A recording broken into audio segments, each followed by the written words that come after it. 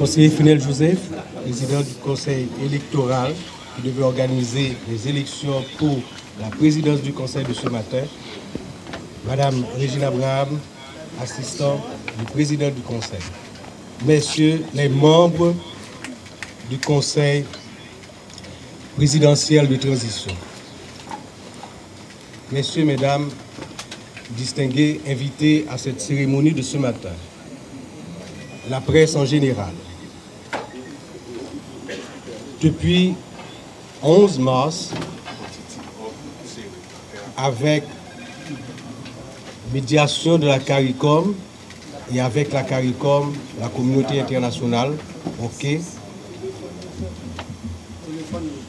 accompagne les acteurs politiques, les acteurs de la société civile, les acteurs du secteur privé des affaires, des personnalités pour qu'on arrive à un consensus permettant de sortir de crises profondes qu'a marqué payant depuis particulièrement l'assassinat du président de la République.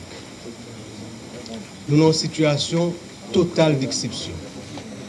Et depuis ce 11 mars, les discussions, les négociations, les concessions entre divers acteurs conduisent à mettre en place ce conseil de transition et jeudi dernier, le conseil a prêté serment. À partir de cette prestation de serment, il était gagné d'abord pour choisir un président du conseil, ensuite pour lui lancer tout le processus, passant par invitation aux différents secteurs pour proposer et faire choix du Premier ministre, mettre en place un gouvernement et engager les différentes décisions importantes qu'il veut prendre pour que nous arrivions à des élections transparentes, crédibles, non contestées et qui permettent que le 7 février 2000 et qui permettent à partir de réformes constitutionnelles et autres à entreprendre, le 7 février 2026, le Conseil là finit mandat et fait une passation de manière à ce que nous engagions définitivement dans une période de stabilité pour le pays et puis de relance de l'économie, de relance des activités totales à partir d'institutions de l'État et d'institutions de la société qui chita sur de nouvelles bases. Nous croyons dans le Conseil là. Premier bagage qui est important pour nous, c'est cohésion entre nous. Le bagage qui est important pour nous, c'est cette volonté, cette détermination à dépasser les chapelles, dépasser les conflits et arriver par consensus et des fois, à partir de discussions, de négociations et de choix faits pour de grandes décisions importantes qu'il y a pour prendre d'abord en matière de sécurité. Libérer le pays de l'action de gens qui fait souffrir tellement de gens, qui fait tellement de victimes. Et ce matin, c'est publiquement que nous reconnaissons souffrance toute victime, tout ça déplacé, toute jeune fille, femme qui subit acte de Kadejak, tout le monde qui a caillou boulé, tout entrepreneur qui perdu entreprise. C'est responsabilité grande que le Conseil a gagné pour le mener dans tête frette en cherchant le consensus maximum à chaque fois, mais en étant déterminé pour nous arriver en 21 mois respecter le mandat.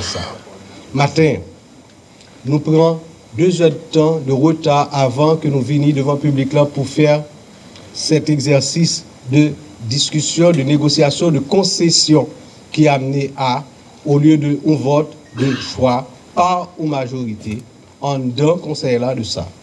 L'acceptation de cet exercice prouve que nous sommes capables.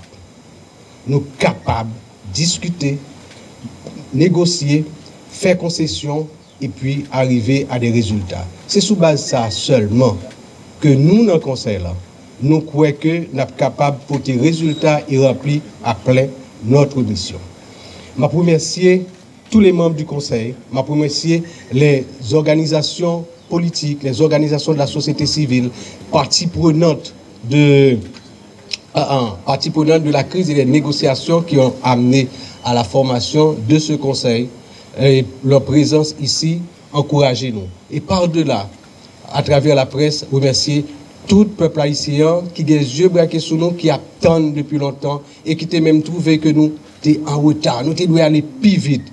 C'est normal que vous pressez parce que vous avez souffert. Nous ne pas aller si vite parce que nous voulons chaque pas de faire, nous consolider et nous assurer que l'autre pas, c'est pour un bon pas. Et c'est peut-être ça, nous faisons dans le cadre de discussion, de négociation, de concession et de consensus. Mesdames, Messieurs, matin, c'est un pas définitif qui met entre nous dans le processus pour arriver à sortir de crise. Nous gagnons rapidement au Conseil pour nous prendre des dispositions, pour que gagne un gouvernement qui mettait en place. Ensuite, il y a des décisions importantes en matière de sécurité qui peut prendre. Est-ce pourquoi? Hier, pendant toute la journée, nous rencontrons le haut commandement de l'armée. Nous rencontrons le commandement élargi de la police. Nous rencontrons avec les unités particulières chargées de la sécurité du Palais national et des conseillers, de manière à regarder qui est en situation aujourd'hui, qui ça qui manquait, qui ça a besoin pour que même gens nous déterminer et nous connaissons que nous déterminer et que le support venu est capable d'approcher question insécurité et bien les résultats. Selon discussion que nous faisons, entente que nous faisons pour que nous portions besoin en matériel, besoin en équipement que nous avons besoin et surtout besoin en renforcement moral des troupes qui sont terrain, ok? Nous croyons que je vous promets tout ça, que dans les prochains jours, prochaines semaines, et que il y a déjà des signes qui baillent en matière de sécurité dans le pays. Nous sommes très contents aujourd'hui pour nous commencer sur la base de discussion, sur la base de concession et de consensus à cette cérémonie de désignation du président du Conseil qui gagnait particulièrement pour rôle de coordonner l'activité. Il est un coordonnateur et ça fait que tout conseiller, partie prenante de toute décision, et toute décision doit être faite dans la transparence. Et c'est ça qui a fait la crédibilité du Conseil. Mesdames, Messieurs, merci. C'est une prise de parole sur le tas. OK? Alors, on va prêter davantage. Merci en pile. Merci beaucoup.